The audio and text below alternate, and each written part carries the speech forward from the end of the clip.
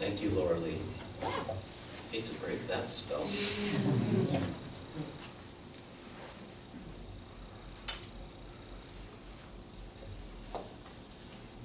Love is the doctrine of this church.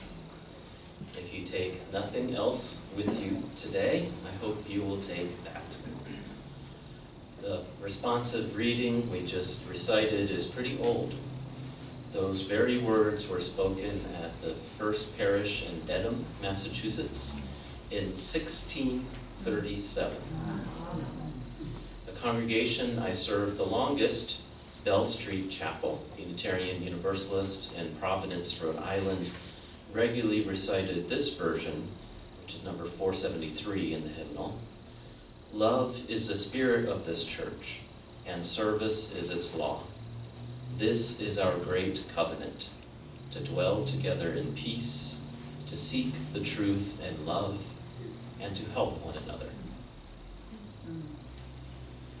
My sermon today expands upon a General Assembly address by Alice Blair Wesley, a retired UU minister and scholar now living in Bellevue, Washington.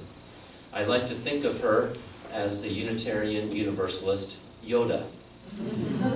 Now, while I don't believe I have ever seen or heard her, I think it's safe to say that she is not 2 feet tall, with ears like an asymmetrical chihuahua, and a voice uncannily resembling that of Fozzie the Bear. I compare her with Yoda of Star Wars fame because her essays reveal a wisdom regarding the force at work in Unitarian Universalism and liberal religion in America generally. What I am calling the force, she calls the life of mutual love, end quote. This force is alive as well in other Christian and Christian-rooted traditions who carry on the hard-earned freedom of the early European colonial settlers in Massachusetts. I quote from her now. No matter how much we Unitarian Universalists have changed as a religious people since New England colonists established the free church tradition in our part of the world in the 1630s, we have not changed in this. We understand somewhere, way down deep, that freedom in the church and the authority to run it and do in it what the local members deem best is absolutely necessary if we are to have in our lives one community among all those of which we are a part, in which we can, with honest, if sometimes conflicted, hearts and minds, examine together our own deepest loves. We need to examine together our own deepest loves so that we can try to see whether we are living by right loves or by some misplaced, inappropriate love for less than worthy realities. She continues, one of the more popular readings in our hymnal is entitled, It Matters What We Believe. I'm saying it matters most what we love. The Free Church is an organization we establish and join so that we can help each other find, over and over again, in 1,000 varying time frames and settings, what are our worthiest loves, and therefore what our love may now require of us, if we would be loyal in the most meaningful sense in what we do, in our actions, in the way we live. End quote. What a lovely definition of what we're up to here. Unitarian Universalists tend to emphasize freedom of belief, but Wesley says that while it matters what we believe, it matters most what we love and what we commit to do to be in line with that love. Congregations like this one are communities in which we not only seek the truth, but also help one another discover and live from the truth and our deepest loves. People may come through your doors because of our respect for a broad range of spiritual perspectives. But those that remain most often do so because our shared spiritual life has helped them find what is most meaningful to them and help them to see and do what that reality demands of them. So I have a few questions for those of you who are members or who have been coming here long enough or to other UU fellowships to be changed by this and other communities. What have you discovered about what you love? What is worthy of your deepest loyalties? What does this deep love ask or even demand of you at this time? These are big questions. I hope you are asking them of yourselves and sometimes others. And when it comes to congregational decisions of any kind, these questions shape our discernment most helpfully. What does our shared love and commitment ask or demand of us as a group at this time? These are questions that can be explored, quote, in 1,000 varying timeframes and settings, end quote, as Wesley writes. We can hear the voice of our deepest love while using power tools on a Habitat workday. A voice saying yes, yes, affirming our service to others while also kindling a nesting instinct or giving us some new schools we can use to support our family. We can feel a tug towards our deepest loyalties in conversation, during a silent meditation or a musical performance in worship like we just had, or when we feel drawn, despite all logic perhaps, to say yes to church leadership roles. Amen. It's true.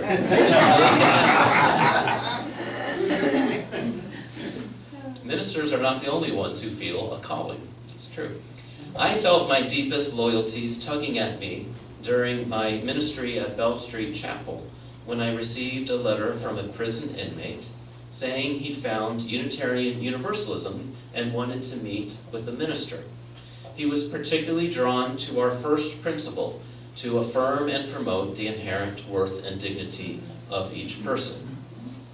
I procrastinated responding, but gradually felt something inside me saying that love required this of me, that I visit and establish a relationship with this man. I did. And then I found myself sliding down the slippery slope I feared, and before I knew it, I was telling 19 medium security inmates, all sex offenders, that I would lead a service monthly. And I did so for my last few years in Rhode Island.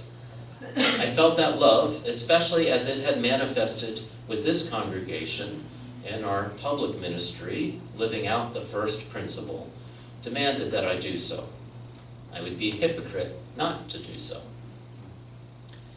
So, please note, the longer we are in a genuine commitment to discern and follow what love requires of us, the less free we are to do whatever we want, the less free we are to say no to our conscience individually and to the conscience of the group. But in finding our range of options perhaps more limited, we may also find a deeper freedom within. The freedom that comes from living, I say living in the heart of God, or however you name ultimate spiritual reality. Central to Unitarian Universalism is not creed or belief, and central is not necessarily even freedom from creed or belief. Central to us is covenant.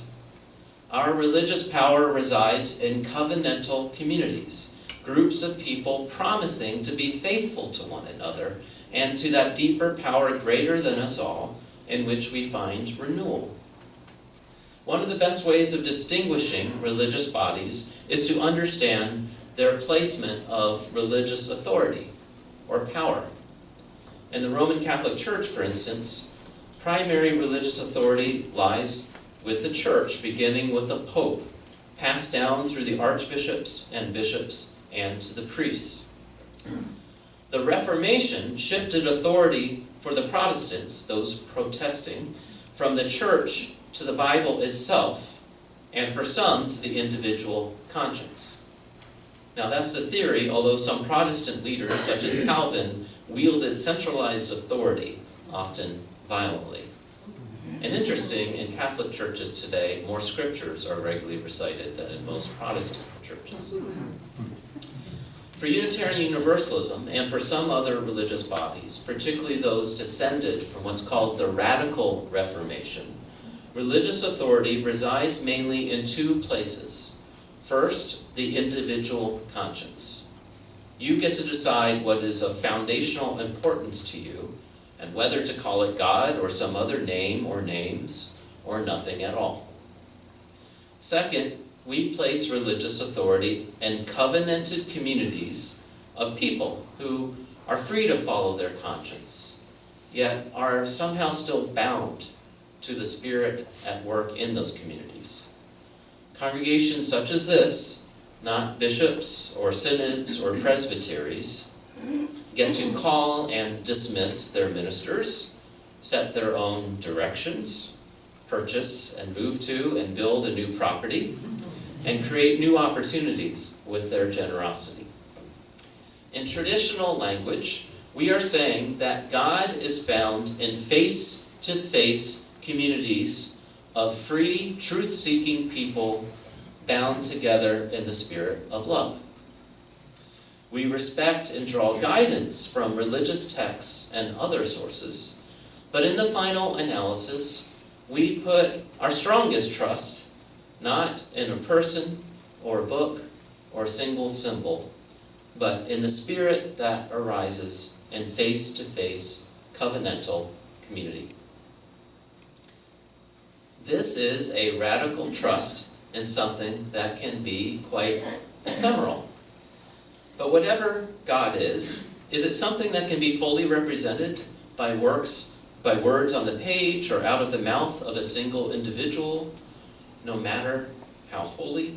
God in community. This idea may be found in Judaism, very strongly, in forms of Christianity, especially in its first few generations, and in the Radical Reformation in Europe. We inherited a distinct form of it directly from our Puritan religious ancestors. Many UU congregations regularly recite unison affirmations descended from the one we spoke earlier. I love its expanded lyrical vision, calling us to dwell together in peace, to seek knowledge and freedom, to serve human need, to the end that all souls shall grow into harmony with the divine. What a beautiful vision.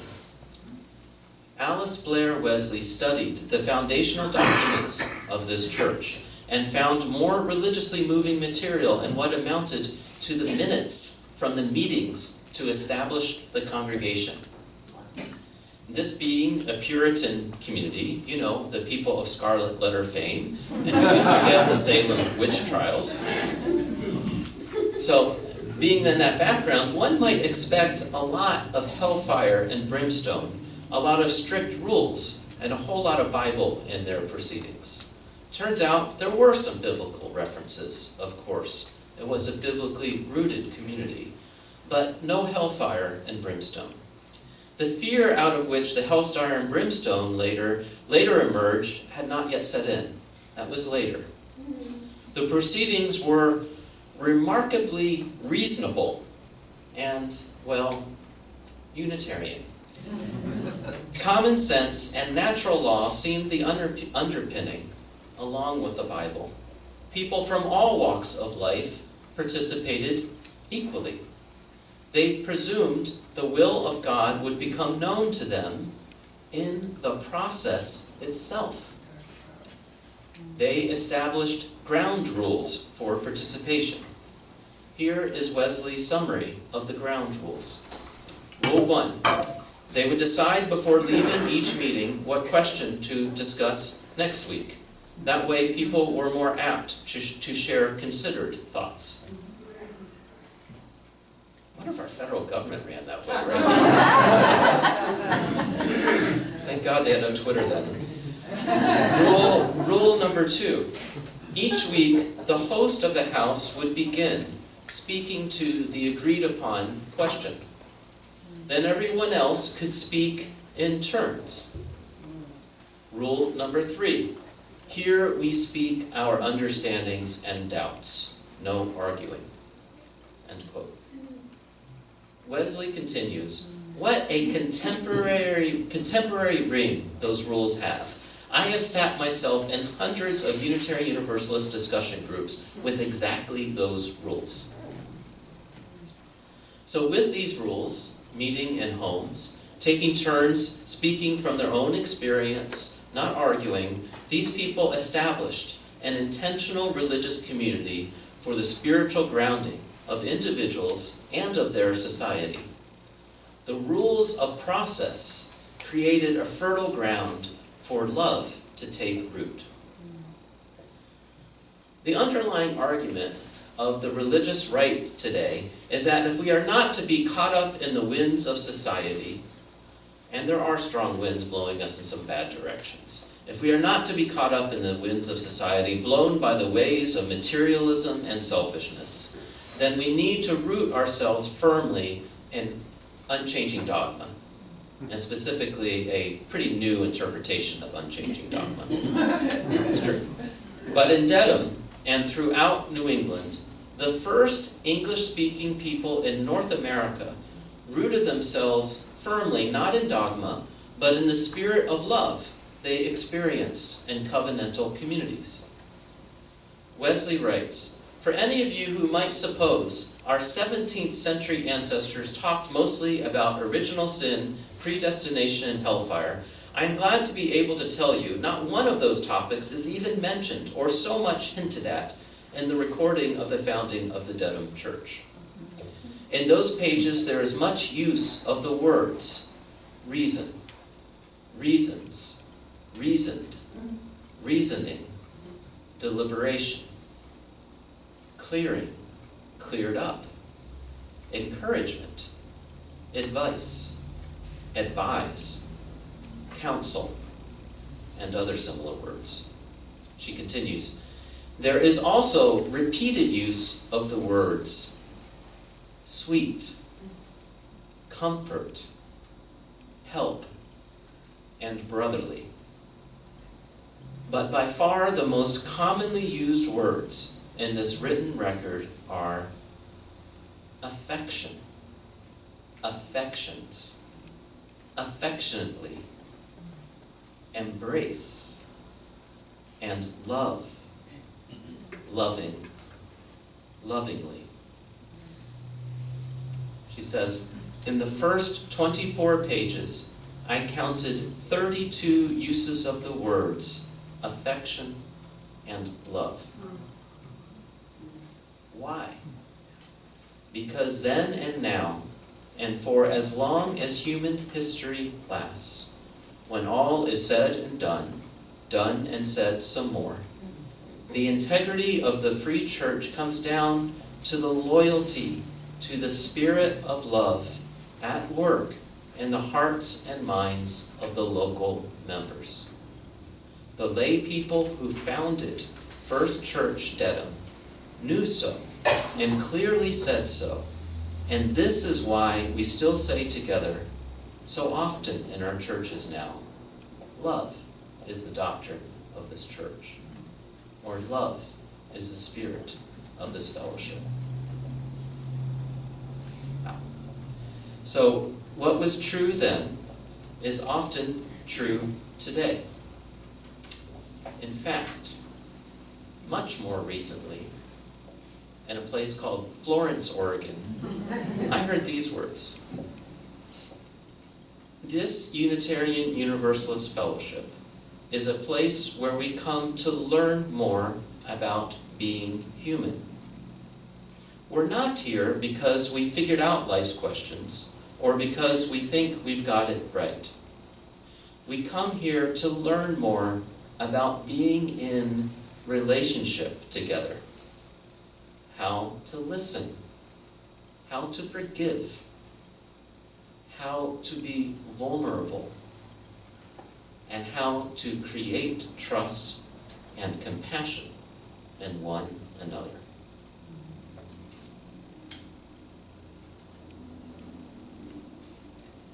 So I close now with examples from the 3 congregations I served as interim or settled minister.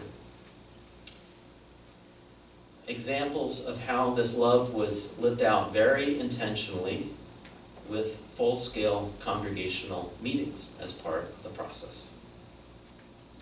About a month after calling me to serve, in Eugene, the congregation voted to move from its outgrown but very beautiful rounded building on the edge of town, where a Buddhist school now is located. Lovely little church in the woods. My role in this process was to help an already long process slow down even a little bit more. I wasn't immediately popular with the Buildings and Grounds Committee. It worked. So the congregation could first clarify its guiding values before selecting a property. Sometimes going slower on the front end becomes more efficient over the long run. We had carefully prepared meetings, one with 100 participants, and it was worth it. I don't recall if we used these exact words, but we certainly engaged in the spirit of what is most worthy of our love. The congregation decided to serve the city and moved closer to downtown, renovating a Mason's building. My sense is here, some of this may not have been as necessary because there's just a little more sense of unity here to begin with. I'll speak to that a little later. In Providence, Rhode Island, my first Sunday sermon as minister was the Sunday following 9/11. We had congregants who had relatives or friends who were on a plane for Boston, bound to New York, or one whose brother was going to work at the top of the Trade Center, and just at that day, for some reason he never understood, he got on the train and said, I need to go home and take a day off. So, over the next year, we engaged in a process of discernment regarding the drumbeat to war with Iraq. We became the first and only congregation in the state, outside of the Society of Friends, of course, who are always pacifists, to publicly oppose the war before it began. This was a congregational vote, not a vote of the Social Justice Committee. But what was truly remarkable was the level of appreciation for dissenting voices, not just tolerance, appreciation. The congregation warmly applauded those who had the courage to dissent and voice their opinions along with their votes. We felt love called us to oppose the war, and we felt love called us to do so lovingly, respectfully. We didn't lose any members over this vote. In New London, Connecticut, where I served a one-year interim ministry from 2000 to 2001, the congregation was outgrowing its downtown building and needed to move. And it felt called to serve the city. So a couple of years after I left, it bought the building on the other side of the parking lot it shared, which had been an auto sales business, moved there, and it converted its old building into the New London Homeless Hospitality Center. Wow. Now, as an interim minister, I take pride that the settled minister who followed me, Reverend Carolyn Paterno, is still there since 2001. And the congregational leaders repeatedly cite the interim period and the beginning of their ministry with Carolyn as one of healing and trust building that helped prepare the ground for their ministry in the Paterno era. This is from a UU World article in 2012, focusing on this congregation. Quote, but All Souls didn't just allow the hospitality center to occupy unused space. the congregation installed showers in their new building so that the homeless guests could bathe. Quote, they decided to engage people's bodies and invited people into the heart of their space, said the Reverend Sue Phillips, District Executive for the Unitarian Universalist Association's Clara Barton and Massachusetts Bay Districts.